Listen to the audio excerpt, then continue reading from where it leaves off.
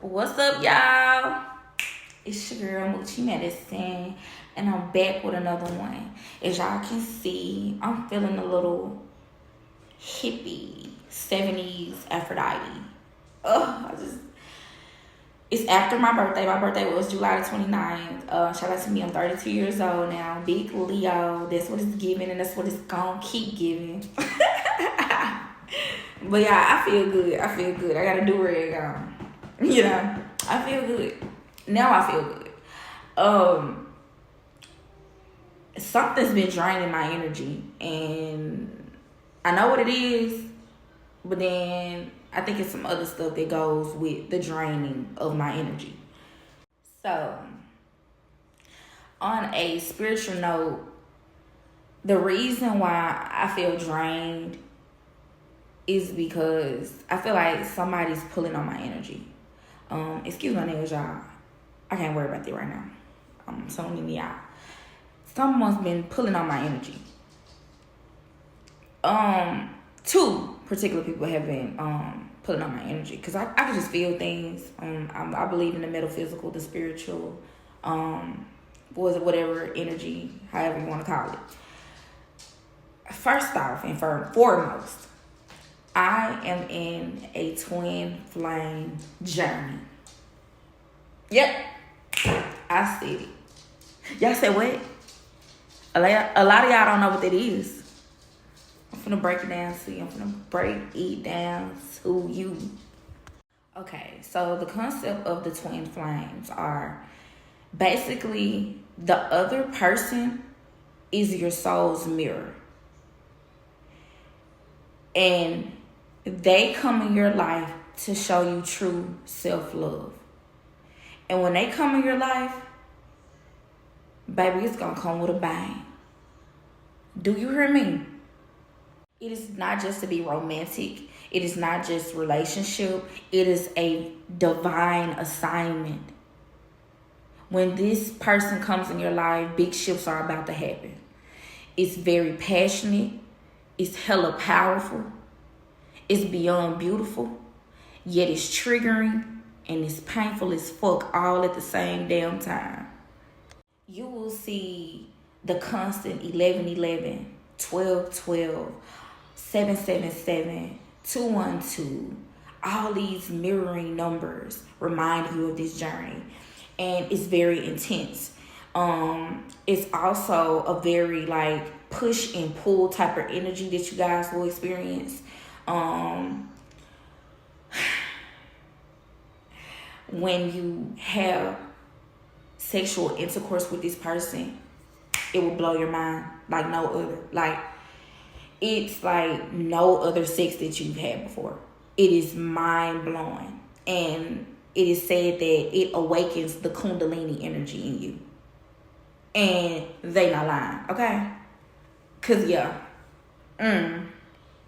Rewinding back to when I talked about intense. Yes, it will be very intense. A lot of consistent thoughts about this person, like it's non-stop. It feels like you're going crazy. Telepathy. It's like you can communicate with each other no matter how distant you are. You can feel that person. Like, and you go through a separation and a reunion with them. When you're in separation, you're meant to learn certain things that you hide in the shadows. You're meant to cover that shadow self. You know, it could be low self-esteem. It could be attachment issues. It could be, anything basically. And the reunion forms when you align with that energy and learn that lesson from your other half, your twin flame. In my opinion, this is the most ongoing, continuous, consistent spiritual awakening. Like, I'm used to doing and having the spiritual awakenings and, being in it, whatever. Then, I'm like, okay, I learned my lesson from there, never doing it again. Whoop, delete, renew, I'm out. But with this twin flame journey, it just has a hold on me. And I think a lot of people don't talk about how it catches you off guard, like surprise. when you get with this person, it just feels like, oh my God, like I've known you all my life. This is just, you're the deja vu to my mind. I know you in like the past life. You feel so warm. You just, and this person not only mirrors those shadows, this person mirrors you and the best parts about you.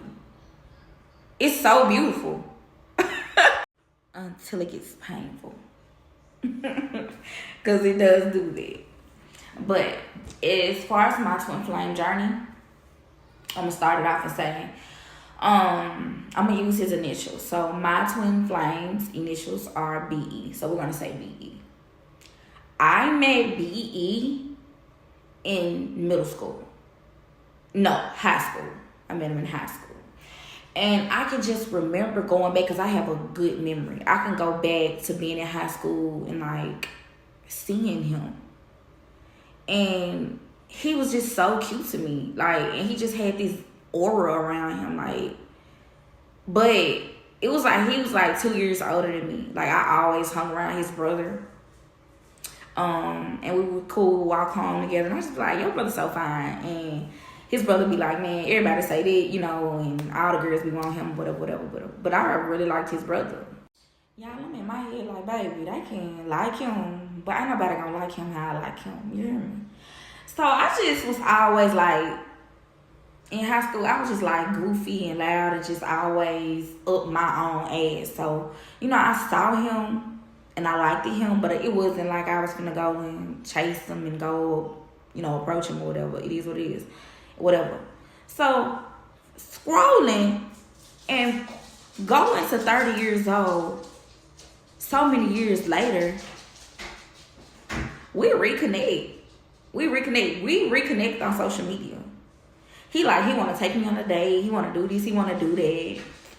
And also through the years that we weren't communicating, a lot of times he would, like every year, I never noticed, he always wished me happy birthday. Like on my social media, on my Facebook wall, or he would like say shit to me and I wouldn't know. I'm talking about, I remember like a picture, I was in my college homecoming with my homegirl. He under the picture like, hey, Moochie, whatever. And I'm like, hey, you know what I'm saying? Like, you ain't just never call no dude, just come out of nowhere and just saying, hey, it's you and your girl on a picture.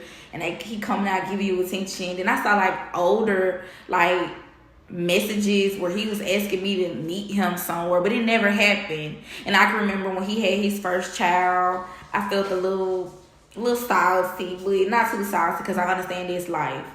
And also when I was with my child's father, he was mad because he felt like we had a thing. He used to see him comment on my Facebook walls and my social media. And he was like, oh, y'all got a thing. You cheating on me, this and that.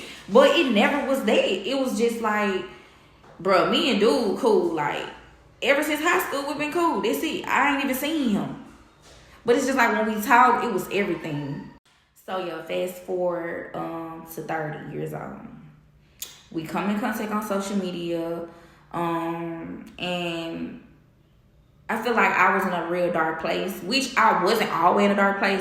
I was like 60% in healing from my child's father because we split up 2 years before that. So, you know, I'm in there. I'm basically in my single phase doing shadow work, working on myself. You know what I'm saying? So I guess that's why he came in, because I was actually working on myself. That's why he came in my life. So we ended up linking up. He came to my apartment or whatever, and we was acting like shy kind of toward each other. And I remember us sitting at the edge of my bed, and we was like kind of by each other. We was cracking jokes and laughing, and I was just like acting crazy with him. And I just felt like I could just be goofy, and he was just feeling it. He was just like, man, you crazy. And y'all, he ended up scooting over towards me. And I kind of like leaned in or whatever. And we just, some kind of way, we fell back on the bed. Like we both, like he right here, I'm right here. And we side by side. So he wrapped his arm around me. I wrapped my arms around him. When I say y'all, it felt so good. Like I can feel this right now. Like it felt like heaven. Like this is my husband. Like this is everything to me. Like it just felt so warm. It felt like a dose of heaven. Like it It was so unbelievable how that felt. I never had that encounter with somebody. And he just was rubbing me and massaging me. And I was just like, damn, like how he hitting every spot that I like. He rubbed my feet. I love when people rub my feet. I love when people rub my back. Like he knew all that.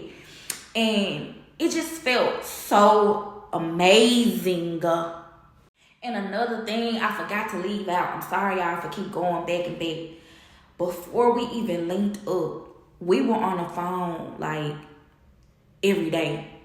When we started talking and conversating, we started out texting and stuff. Then, we started calling each other, talking on the phone. Tell me why I'm on the phone with this man like 14 hours straight. 2 hours at a time is sleep.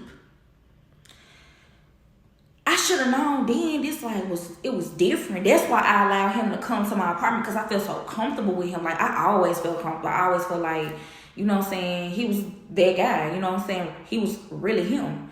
And just to have those conversations with him, I'm like, okay, cool. Because I know he wasn't probably going to be that guy to be like, I just want to, have sex with you. He never gave that. Even when he chilled with me, we didn't do none of that. And it didn't give that, But it was amazing.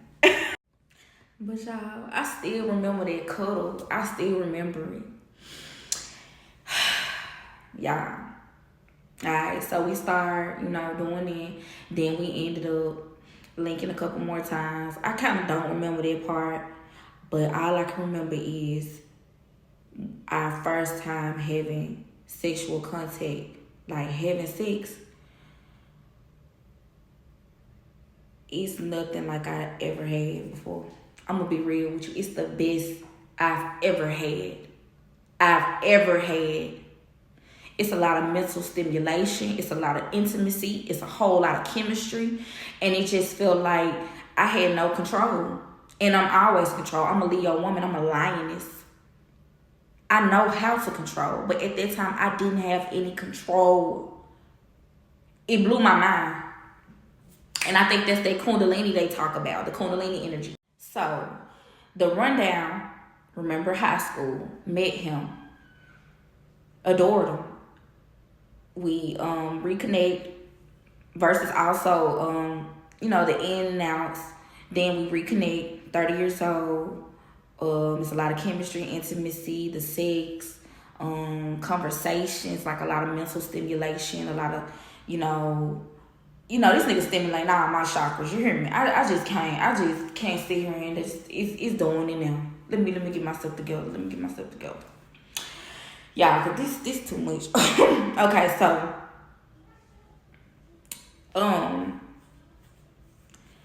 this stuff is intense. But yeah. So after the sex, we started communicating more, chilling all the time, this, that, and the third. So I think our first separation period happened. Oh God. So let me break this down. In the twin flame journey, there's a runner and there's a chaser. He was the runner, BE is the runner, and I, Moochie, am the chaser. Meaning, there is something in our connection that needs to be fixed that's within ourselves. We hold the same soul and we mirror the same thing. So, I guess mine was like this aggressive, controlled thing that I had going on. So we were texting or whatever, and then he would just like text me consistently. Then he would just like here and there. It would go gradual, like, then it would just like, okay, he not responding. So, I let it slide like a couple times or whatever, but like it kept happening so many times, I just started feeling played. So I was just like, dang, you could text me back. And then also I knew he was by his phone because he was on Facebook. It said online. And best believe, I let him know that. I said, okay, I see you on Facebook. It says you're online, BE. So why aren't you texting me back? And I was just on him. So he kind of like was coming like, I can get back with you when I feel the need to. Like, I don't have to text you back right then and there. So I got mad or whatever. Because it was like a day or two when he had hit me up. It was probably like a day and a half. Okay. He ended up saying that he was at the hospital with his daughter So I'm guessing he was like, yeah, I was online, but no, I was giving my daughter time, like, and I felt so bad about it. And he came in me out, he texted me, and he was like, you know, you got a lot of things that you need to work on or whatever. So, you know, maybe you should just take some time to yourself, and we just shouldn't, you know, talk or whatever. That's the runner part. The chaser part of me was like in the text explaining. And as a divine empress, a lioness, a divine feminine, I shouldn't have to chase or explain. And then I knew it was some in this journey. When I say God, he cut me off and I was trying to chase him. He wasn't texting back. I was so triggered. I was just constantly thinking about him. Nobody ever did that to me. I've never had that happen to me. I was always that person to do that to somebody else. Getting ignored, that never happened to me either. Being told what I should do in the fall back, I never did. I never had that problem. But with old dog, I had that problem. And y'all, it hurts so bad. Because it's like, damn, I thought we was this, I thought we was that. And I'm just going off, you know, I'm thinking I'm going off the right thing because my intentions are good, you know, who knows? But what? Keep in mind, in the twin flame journey, both partners teach each other, while also simultaneously learning from one another. So in this journey, he was teaching me something. And then also I would get ignored or pushed to the side and be in this separation with him. And he would be in separation with me too. And we would actually be learning. We would be learning from what we do. And we come in together, we would talk on it. And I would explain to him, like, you can't do that to me. You can't just cut that off because I came like that. You could have just corrected me. And he also told me how you can't control certain things with people. People don't have to text you right back. People have life going and, you know, this and that, that and this. And y'all, it was constant emotions like when this shit was going on. He even said the same thing, like, it's constant thoughts about this person. It never stops. I don't care what you say. It never. The constant thinking of that person turns to obsession. And the thing with obsession in the twin flame journey, if you obsess over that person, it will keep you in separation. Because you should always put yourself first. You should always work on your shadow self. When you focus on yourself, that pulls your twin closer. It's kind of like a rubber band effect. The more you pull to them, the more they just like, But if you pull away from them, it brings you right back. And that's what's going on. So we got through that. Y'all, how about 4 or 5 more times some shit didn't happen? He done cut me off and ran from me so many times, y'all, and I done chased them. But every time I focus on myself, I start hitting the gym, I start journaling, I start doing my purpose, getting into me, loving me, not standing for anything. He comes back. He comes back. But every time I lose myself in that relationship, that love, that feeling, he separates from me. So, as I said, that has happened 4 or 5 times, but on different occasions, not from that same, you're not replying back to me. It was just little things that we went through, and I just don't want to tell y'all all of that because everybody has different things, and I just don't want y'all in the business like that. I'm just going to be real with you.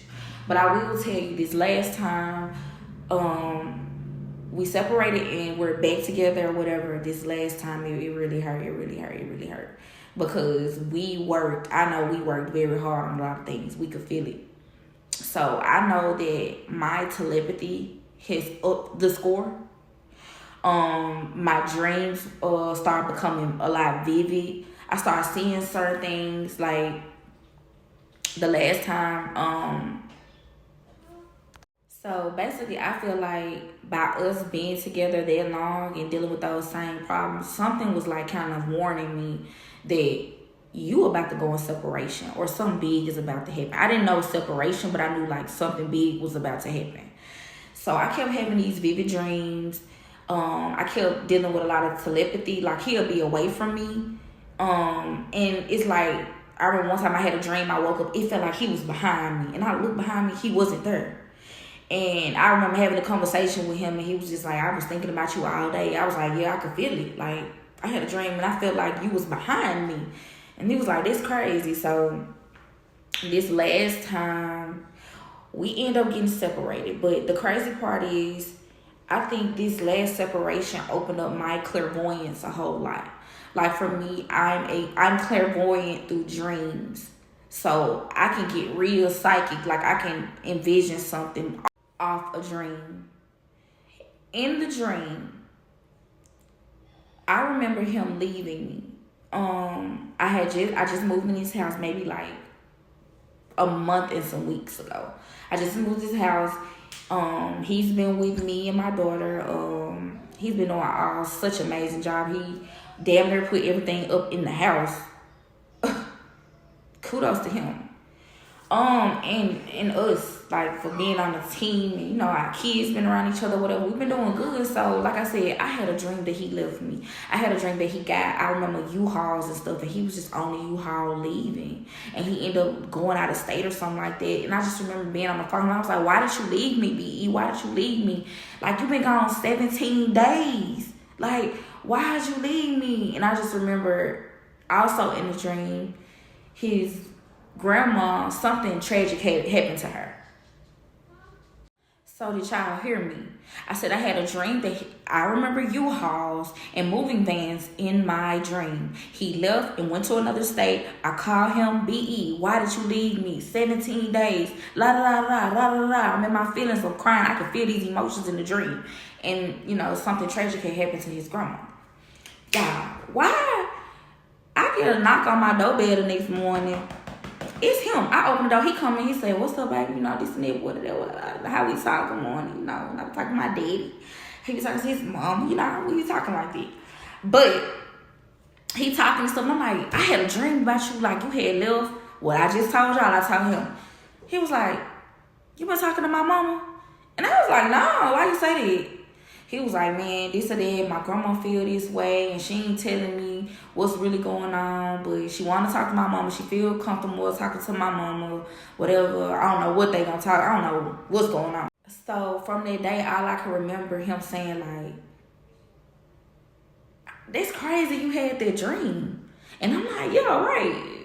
You know, damn. So I can see that shit is awakening my clairvoyance. Like, also, the time we've been spending, he said, like, I lay on his chest and just start snoring. Just like, I'm talking about going to sleep 4, 5, 6 times. Like, every time I lay on this dude, like, I'm just sleeping. And I don't usually do that. Like, I do that at nighttime. Or we might take a nap together or something. But usually, it's more so the nighttime. But, like, every time I lay my head on him, I'm asleep. Something was going on. My dreams were vivid.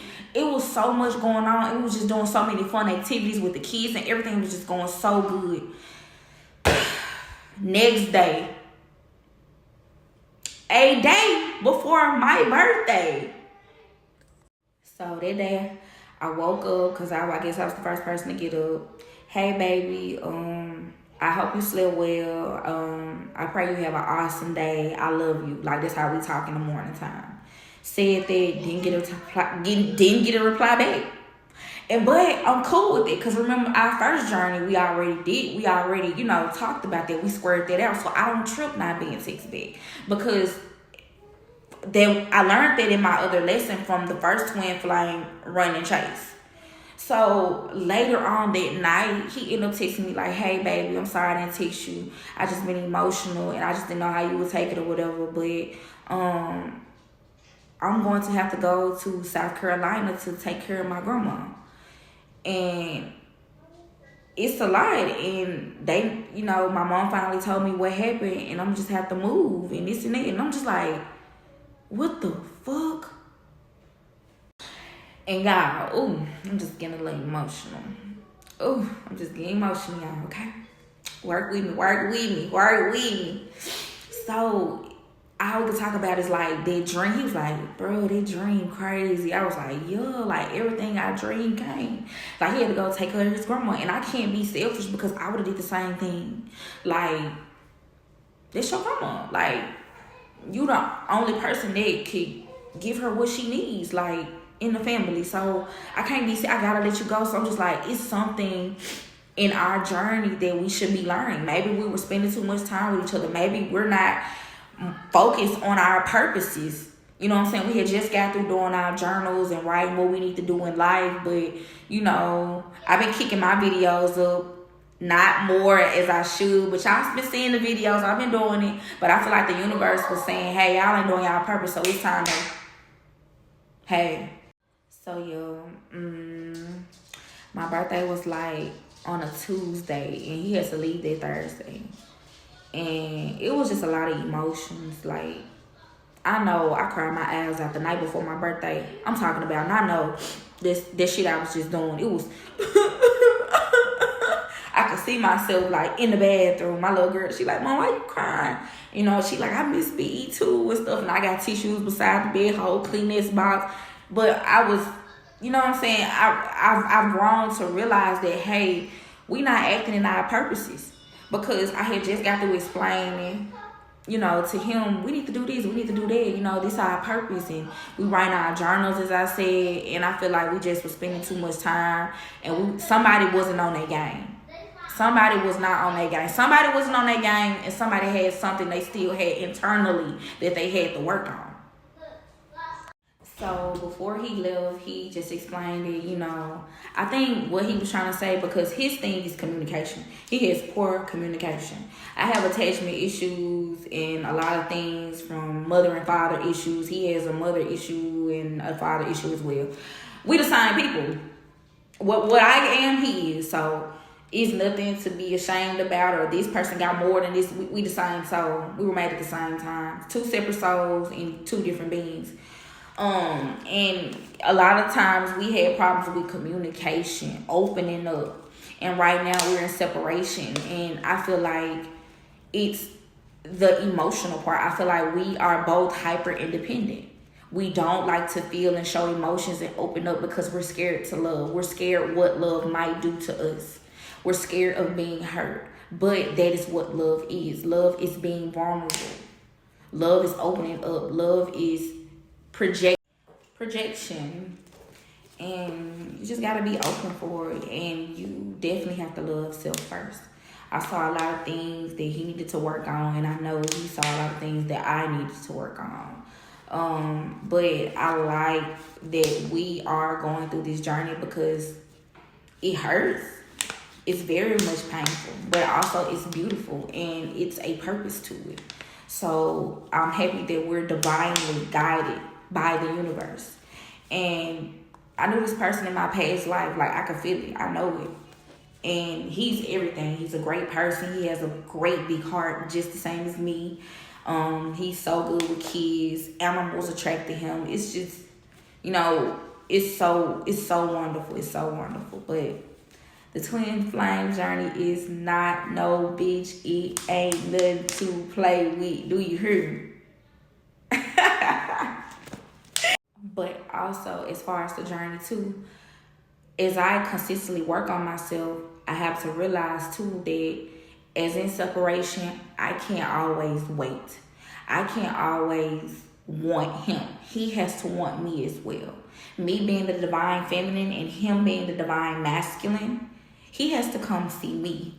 The chase is over. It's over. That's the lesson. I think that is the major lesson. I feel like this is the last separation because I cannot keep chasing. I have to love me. And what loves me will flow to me. It will attract to me. If he wants to be in my life and he feels that I'm the person that he wants to be with, he has to overcome all those shadows and talk to himself first and let him know that these are shadows and I'm better than this. They don't make me. I am past that. I am better. And I'm not saying he doesn't want me as if like, oh, you just chasing after a dude that don't want you. No, I know that, you know, he always expressed that he wants to be with me. He loves me. He loves my daughter. I love him. I love his daughter. But just getting to that level of, baby, I love you. I want you. I want to be with you. You're my wife. I've never got there. But that's the journey. I feel like that is what the universe is asking from him to me. And as I said, as divine feminine, I have to cut it short. I can't keep being that person saying, oh, I love you, I love you, I love you. You don't see Rapunzel and Snow White and Beauty and Ariel, Cinderella pouring their hearts out to their princes. The prince come to them. And that's the twin flame journey, for real, for real. And I feel like if you're on a twin flame journey, that should be the thing you should push forward for. You should put self-love on a pedestal, and everything will attract to you that you need. You should work on yourself. Do a lot of shadow work. You know, if you have to put yourself in a closet, put your phone in the living room, turn off the TV, get rid of everybody in the house, and just think and get through those emotions and say, hey, I have attachment issues. I have low self-esteem. I'm too vulnerable. I don't stand on business. I trust too much. I give too much. I'm too nice. It's okay. But work with those emotions. Identify. Once you identify, work on them. Once you work on them, exude them. Feel yourself out and try to be there. Work on it every day. Say affirmations, journal, talk to therapists, talk to friends, talk to counselors, whatever you need to do. If not, I feel that you will consistently be in a loop, a chase, a run with your twin flame until you get the picture. And I think this is my last run because I finally get the picture. And it's not nothing bad because I know if I do the work, it'll come back. But I'm not solely focused on it. That's another thing too in the twin flame journey. That should not be your sole focus. It should be you and your healing and what you need. That is why that person is in your life. This is the purpose of the twin journey. They are here to show you, to get you back to self, to get you back to your highest self. Get rid of the ego. There's so many ego deals. You thought you knew yourself. You thought that was right. Well, it's wrong. You thought, but you couldn't have. It's not there. So we have to break through and we have to live and we have to learn. And if it doesn't come back, you know, that's just the lesson. You know, that's the lesson in it. If they allow someone else to come in and be with you and experience that, then they were just there to make that happen, you know, and it's not a bad thing. You don't always have to marry your twin flame. You don't have to be with them. It's the work that they do. The work that they do will show you if they need to be with you. The work that you do shows if you need to be with them. So the more, I can't do anything but focus on myself. The more I focus on myself and work on self-love, the better my life is. And I'm ever more. I can't give others what I don't have for myself. I have to give it to myself first. So that's it. And if you're in a twin flame, not a karmic, because these karmics will have you thinking they are twin flames when they are not. Those karmics can be pretty tricky and seem like a twin flame, but definitely you will know the energy. If you don't know the energy, get a good tarot reader to, you know, do a layout for you and, you know, try to see if that is your twin flame. But you will definitely know because it will be like no other feeling. Nothing worldly like everyday schmeveryday, you know, the regular status quo. It's really different. It's a real different energy. But you only get one twin flame. You only get one twin flame. You get many soulmates. You get many karmics. But you only get one twin flame. There's a runner and there's a chaser. The runner is the person who's hiding from their feelings, their emotions, their shadow. And the chaser is the person who needs to find themselves. The person who is the people pleaser, I always got to make it right, the one that's too nice, I feel like. And the person who really doesn't understand their self-worth. So within that journey, you guys are going to be thinking about each other a whole lot. It is going to be mind-blowing. Nothing will stop it. You can go get these cord cuttings and releasing this from the energy. You can pray about it, all that. Nothing's going to work, bro, because you got to do the inner work for this journey. It's a whole lot of mental, soulful, emotional, and mental stimulation in this. And it ain't playing with you. It's really going to break you down. And if you're on your spiritual journey and you already know what an ego death is, aka a spiritual awakening, this is top tier. I think this, for me, I would say for me, in my opinion, this is very top tier. But kudos to everybody that's in their twin flame journey who have met their twin flame, because that is a sign, a great thing too, because you're actually doing the work to be able to meet them.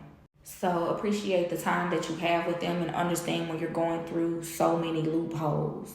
Understand that, hey, I can go through 1, 2, 3, but a lot of these things told me through intuition. I know that I'm supposed to be doing this. Let me do it. Let me start it now. Let me stand your ground. Set your foot down. Set boundaries. Stop being so nice. It's okay to be nice. Don't be too mean. It's okay to be a little nice. Life is pretty hard because we have to learn balance. We have to keep a balance. It's hard. You want to be this. You want to be that. But you got to be this, So, as I said before, kudos to everybody in the twin flame journey. We got this. We're going to make it through, and everything is going to be good at the end because we're soulfully chosen. Like, the universe and the divine have us here for a reason. So, I'm going to see y'all later, and I hope that resonates with some of y'all. Love y'all the most.